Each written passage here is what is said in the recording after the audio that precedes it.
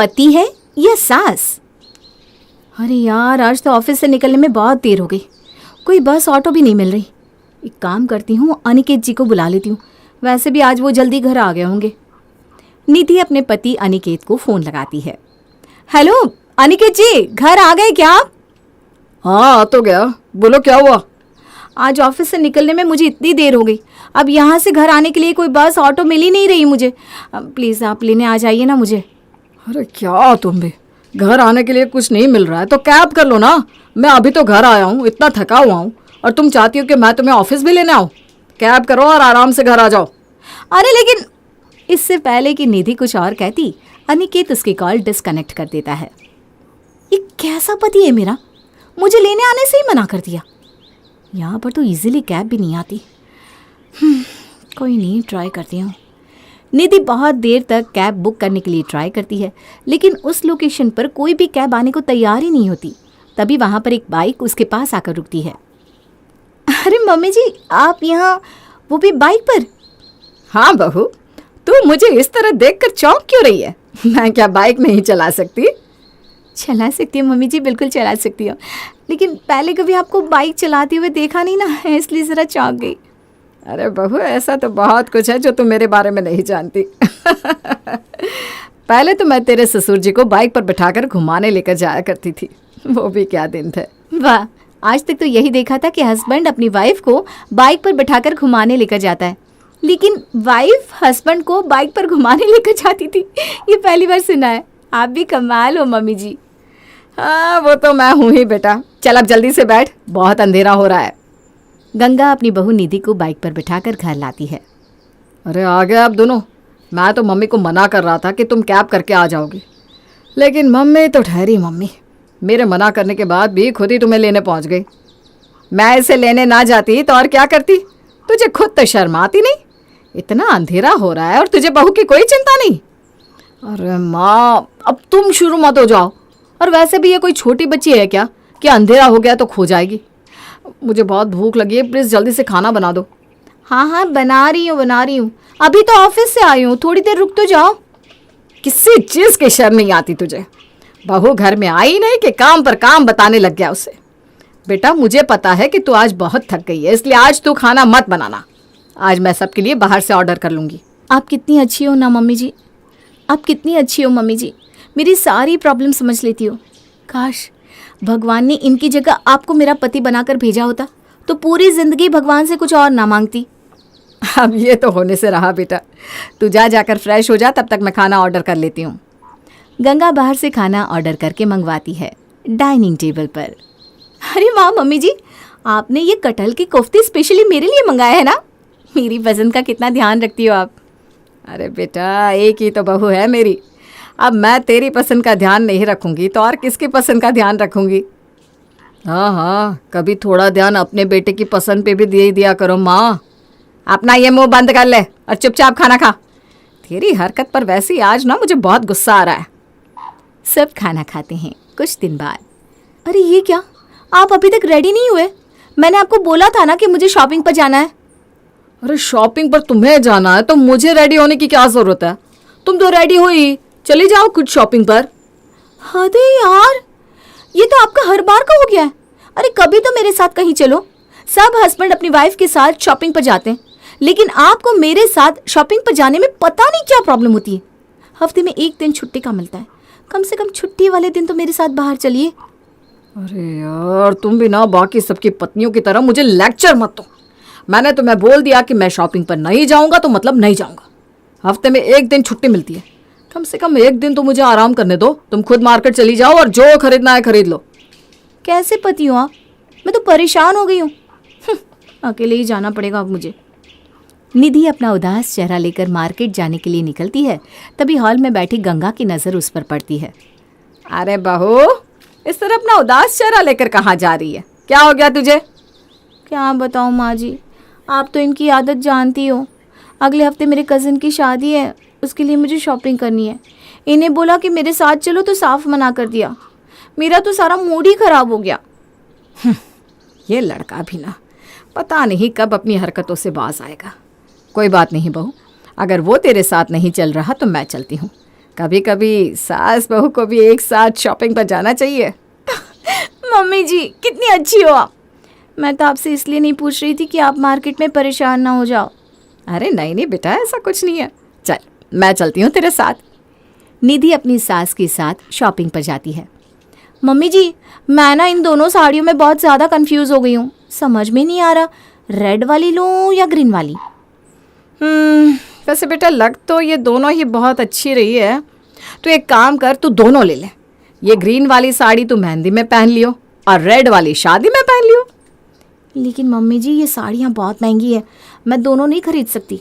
मुझे अभी बाकी की शॉपिंग भी तो करनी है। एक काम करती हूँ, रेड वाली ले लेती हूँ, इसे शादी में पहन लूँगी। बाकी मेहंदी के फंक्शन के लिए अपनी पुरानी वाली साड़ी पहन लूँगी। नहीं नहीं नहीं नहीं, बिल्कुल नहीं। मेरी बहू अपने कजिन की शादी में पुरानी साड़ी पहने, ऐसा तो मैं बिल्कुल भी नहीं होने दूंगी। ये ग्रीन वाली साड़ी मैं तुझे दिलाती हूँ, तो क्या चिंता करती है। अरे लेकिन मम्मी जी। कोई लेकिन वेकिन नहीं, बिल्कुल चुप। मम्मी जी ये बहुत महंगी है। अरे महंगी है तो क्या हो गया, मेरी बहू की खुशियों से ज़्यादा महंगी थोड़ी ना है। भैया आप ये दोनों साड़ियाँ पैक कर दो। साड़ियाँ लेकर वो दोनों बाकी की शॉपिंग करके घर जाने लगते हैं। तभी उन्हें रास्ते में पानी पूरी का ठेला दिखाई देता है। वो देखो मम्मी जी, पानी पूरी का ठेला, चलो ना पानी पूरी खाते हैं। नेकी और पूछ पूछ। मैंने भी बहुत दिन से पानी पूरी नहीं खाई, चल आज तेरे बहाने मैं भी खा लेती हूँ। दोनों सास बहू मज़े से पानी पूरी खाकर अपने घर जाती हैं। सब लोग खाना पीना खाकर हॉल में बैठ जाते हैं। ये देखिए अनिकेत जी, मैं मार्केट से ये 2 साड़ियाँ खरीद कर लाई हूँ और इनमें से ये ग्रीन वाली साड़ी है ना, मुझे माँ जी ने दिलवाई है। अच्छी लग रही है ना? हाँ अच्छी ही है। अरे पहले देखिए तो सही, बिना देखे ही बोल रहे हैं अच्छी है। थोड़ी देर के लिए इस फ़ोन को साइड पर रखिए तो। अरे अगर मैं इसको साइड पर रख भी दूंगा तो ये साड़ियाँ वैसी ही रहेंगी ना जैसी है। और अगर मैं बोल दूंगा कि अच्छी नहीं लग रही तो क्या तुम इन्हें चेंज करवा कर लाओगी? ये आप मुझसे कैसे बात कर रहे हैं? अगर मैं आपसे नहीं पूछूंगी कि ये साड़ियाँ कैसी लग रही है तो और किससे पूछूंगी? अरे यार अच्छी लग रही है, तुम्हारी साड़ियाँ बहुत अच्छी लग रही है। अब खुश हो तुम? नींद आ रही है मुझे, मैं सोने जा रहा हूँ। अनिकेत की इस तरह से बात करने पर निधि फिर से उदास हो जाती है। उसका ऐसा उदास चेहरा उसकी सास से देखा नहीं जाता। अरे बेटा इसकी बात सुनकर तू क्यों अपना मूड खराब कर रही है? ये तो है ही ऐसा, तो इसकी बातों पर ज़्यादा ध्यान मत दे। मुझे तो तेरी ये दोनों साड़ियाँ बहुत ही सुंदर लग रही है। देखना जब तू इन्हें पहनेगी ना तो पूरी शादी में सब तुझे ही देखते रह जाएंगे। बस मेरी बहू को किसी की नज़र ना लग जाए। मम्मी जी अगर आप ना होती तो मेरा क्या होता? ऐसा कैसे होता कि मैं ना होती है? चला बहुत रात हो गई है, जाकर सो जा, सुबह तुझे ऑफिस भी तो जाना है। अगली सुबह। अरे निधि कब तक सोती रहोगी? जल्दी से उठो, मुझे ऑफिस जाना है और तुम्हें भी तो जाना है ना ऑफिस। जल्दी से जाकर मेरे लिए ब्रेकफास्ट बना दो और मेरा लंच पैक कर दो। मेरी तबीयत ठीक नहीं है, सर में बहुत दर्द हो रहा है। अच्छा चलो ठीक है, तुम आराम करो, मैं आज ऑफिस जाकर ही खाना खा लूँगा। अनिकेत अपना ऑफिस बैग लेकर जैसे ही हॉल में पहुंचता है। अरे बहू कहाँ है? अभी तक आई नहीं। आज उसने चाय नाश्ता भी नहीं बनाया। नहीं माँ, आज उसकी तबीयत ठीक नहीं थी तो मैंने बोला सो जाओ, मैं ऑफिस जाकर कुछ खा लूँगा। अब उसकी तबीयत की वजह से मुझे ब्रेकफास्ट और लंच दोनों ही बाहर करने पड़ेंगे। वहाँ मेरी बहू की तबीयत खराब है और तुझे अपने ब्रेकफास्ट और लंच की पड़ी है? अरे छोड़ो माँ, मुझे देर हो रही है, मैं ऑफिस के लिए निकल रहा हूँ। हाँ हाँ ठीक है जा। अनिकेत के ऑफिस जाने के बाद गंगा अपनी बहू के पास जाती है। बेटा क्या हो गया तुझे? अनिकेत ने बताया तेरी तबीयत खराब है। हाँ माँ जी, सर में बहुत तेज़ दर्द हो रहा है और बुखार जैसा भी लग रहा है। दिखा तो ज़रा, माथा तो छू कर देखूं। अरे तेरा माथा तो बहुत गर्म हो रहा है। तेरी तबीयत इतनी खराब है और वो गधा तुझे ऐसे ही छोड़कर चला गया। रुक, मैं अभी तेरे लिए पहले कुछ खाने को बना कर लाती हूँ। नाश्ते के साथ थोड़ी गर्मा गर्म चाय पिएगी ना तो सर के दर्द में भी आराम आ जाएगा। ठीक है माँ जी। गंगा निधि के लिए गर्मा गर्म चाय और नाश्ता लेकर आती है और उसे अपने हाथों से खिलाती है। अब खाना खा लिया है ना तो ये दवाई ले ले, दोपहर तक आराम आ जाएगा। शाम को मैं तेरे लिए काढ़ा बना दूंगी, कल सुबह तक तो तेरी तबीयत टनाटन हो जाएगी। आप मेरा कितना ख्याल रखती हो मम्मी जी। शादी के बाद जैसे एक पति अपनी पत्नी का ख्याल रखता है वैसे ही आप मेरा ख्याल रखती हो। कभी कभी तो मुझे लगता है कि अनिकेत जी से ज़्यादा आप मुझे प्यार करती हो। हाँ हाँ मुझे पता है, चल अब सो जा। कुछ दिन बाद, अनिकेत जी आज मेरा राम लड्डू खाने का बहुत मन कर रहा है। आप जाकर मार्केट से मेरे लिए राम लड्डू ले आइए ना, और चटनी थोड़ी एक्स्ट्रा लेकर आना, मुझे वो हरी वाली चटनी बहुत पसंद है। तुम्हें बताया था ना कि आज मुझे अपने दोस्तों के साथ बाहर जाना है। अब मैं पार्टी में जाने के लिए रेडी हूँ या तुम्हारे लिए राम लड्डू लेकर आऊँ? इतना टाइम नहीं है मेरे पास। अरे अभी तो आपको 2 घंटे बाद अपने दोस्तों के साथ जाना है, आपको रेडी होने में भी कहाँ ज़्यादा टाइम लगता है। प्लीज़ ले आओ ना मेरे लिए राम लड्डू। एक बार बोला ना तूने, नहीं है मेरे पास टाइम। और वैसे भी मुझे अभी पार्टी में जाने से पहले कुछ और काम है। और अगर तुम्हारा राम लड्डू खाने का इतना ही मन कर रहा है तो तुम घर पर बना लो। इतने से काम के लिए क्या बाहर जाना? अरे बेटा, बहू कभी कभी ही तो तुझसे कुछ लाने को कहती है। वैसे अभी राम लड्डू की दुकान यहाँ से दूर ही कितनी है? बाइक पर जाएगा तो 5 मिनट में पहुँच जाएगा। अरे मेरा मन नहीं है ना माँ, मैं नहीं जाने वाला। कोई बात नहीं, मैं कुछ और बनाकर खा लूँगी। नहीं बहू, मैं जाकर ले आती हूँ। नहीं नहीं मम्मी जी, रहने दीजिए, कोई बात नहीं, आप खामखा परेशान मत होइए। अरे इसमें परेशानी कैसी, अभी जाकर ले आती हूँ। कम से कम इसी बहाने मेरी थोड़ी वॉक हो जाएगी। पूरे दिन वैसे भी घर में बैठी रहती हूँ। जब तक तू चाय बना मैं इतने में राम लड्डू लेकर आती हूँ। नहीं मम्मी जी, एक काम करते हैं, हम दोनों भी बाहर चलते हैं। राम लड्डू के साथ साथ पानी पूरी और दही बड़े भी खाकर आएंगे। अगर ये अपने दोस्तों के साथ पार्टी करने जा सकते हैं तो हम दोनों भी तो अपनी पार्टी कर सकते हैं ना। क्यों नहीं बहू, नेकी और पूछ पूछ। सुना निकेत, हम दोनों बाहर जा रहे हैं। अगर तेरे जाने तक हम वापस नहीं आए तो ताला लगा दियो। हम एक्स्ट्रा चाबी अपने साथ लेकर जा रहे हैं। अच्छा ठीक है। दोनों सास बहू बाजार में राम लड्डू खाने पहुंचती है। अरे बहू, इन राम लड्डू में तो बहुत ज़्यादा मिर्च है। मैं वहाँ से पानी की बोतल लेकर आती हूँ। ठीक है माँ जी। गंगा जैसे ही वहाँ से पानी की बोतल लेने जाती है तभी कुछ मवाली निधि के पास आकर खड़े हो जाते हैं। क्या बात है, बहुत सुंदर लग रही हो। हमें भी अपने हाथ से राम लड्डू खिला दो। क्या तुम्हारे घर में माँ बहन नहीं है क्या, जो इस तरह यहाँ औरतों को छेड़ रहे हो? घर में माँ भी है, बहन भी है, लेकिन अब उन्हें भी तो भाभी चाहिए। बदतमीज कहीं के, तुम्हारे अंदर तो जरा भी शर्म नहीं है। चुपचाप जाते हो यहाँ से या अभी पुलिस को बुलाऊं? अरे अरे अरे, ये तो मैं पुलिस की धमकी देने लगी। क्या होगा, पुलिस हमें पकड़ कर ले जाएगी। कल हम फिर बाहर आ जाएंगे और जब अगली बार तुम यहाँ आओगी तो हम फिर तुम्हें छेड़ेंगे। अरे कौन हो तुम लोग और ये क्या बकवास कर रहे हो मेरी बहू के साथ? अरे अरे अरे, बहू की सासू माँ आ गई। अब ये भी हमें पुलिस की धमकी देगी। चलिए माँ जी, हम यहाँ से चलते हैं। पता नहीं कैसे बदतमीज लोग हैं। अगर बदतमीज ये है तो हमें यहाँ से जाने की क्या ज़रूरत है? इन्हें तो मैं अभी बताती हूँ। अरे ओ राम लड्डू वाले भैया, ज़रा वो झाड़ू तो उठा कर देना। झाड़ू? झाड़ू से क्या करोगी आप? इन झिंगों की सफाई करूँगी। गंगा झाड़ू से उन गुंडों की ऐसी जोरदार पिटाई करती है कि वो बड़ी मुश्किल से वहां से अपनी जान बचाकर भागते हैं। आए थे मेरी बहू को छेड़ने। अगली बार अगर मुझे कहीं दिख गए ना तो सर पर इतने जूते मारूंगी कि 7 जन्मों तक सर पर बाल नहीं उगेंगे। वाह मम्मी जी वाह, आपने अकेले ही उनको मारकर भगा दिया। आप तो बड़ी दबंग हो। अरे वो तो बेटा मैं हूँ ही।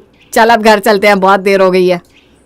कुछ दिन बाद, सुनिए ना, आज मेरा करवा चौथ का व्रत है, इसलिए आज शाम को आप जल्दी घर आ जाना।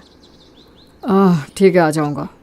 शाम के समय खाना तो मैंने सारा बनाकर तैयार कर दिया। 9:30 बज गए हैं, थोड़ी देर में चांद भी निकल जाएगा। बस अब अनिकेत जी जल्दी से घर आ जाए और जल्दी से चांद निकल जाए। बहुत ज़ोर से भूख लगी है मुझे। एक बार अनिकेत जी को फ़ोन करके पूछ ही लेती हूँ कहाँ तक पहुँचे। निधि अनिकेत के पास कॉल करती है, लेकिन अनिकेत उसकी कॉल रिसीव ही नहीं करता। लगता है रास्ते में होंगे, इसीलिए कॉल रिसीव नहीं कर रहे। शायद थोड़ी देर में आ जाएंगे।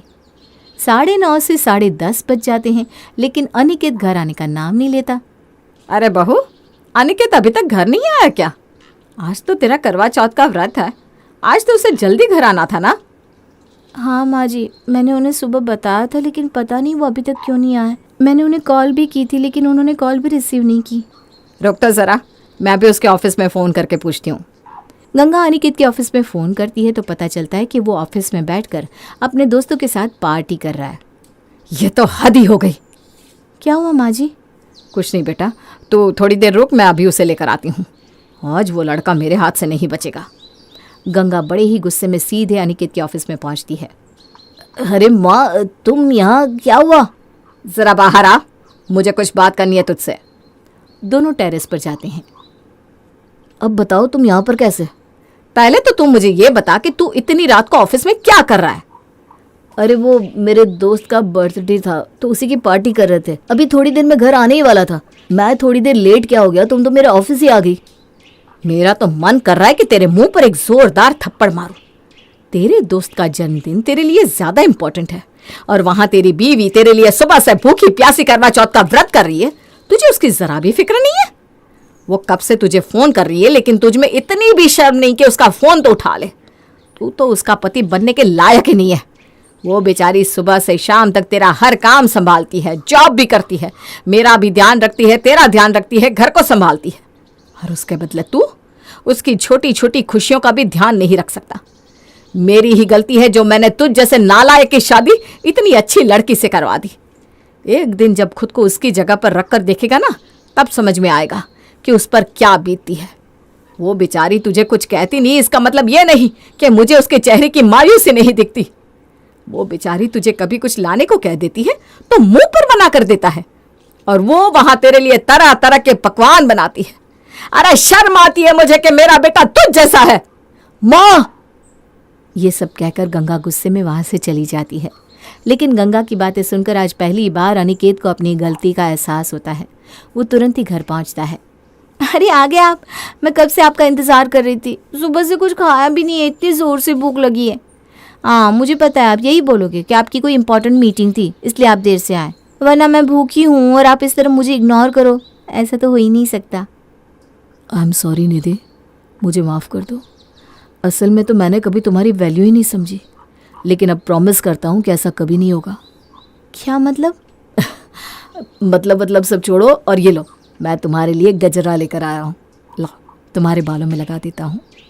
गंगा की एक फटकार से आज अनिकेत को उसकी गलती का एहसास हो जाता है और उस दिन के बाद वो फिर कभी निधि के साथ ऐसा बिहेव नहीं करता और उसकी हर ख्वाहिश को उसके बोलने से पहले ही पूरा कर देता है।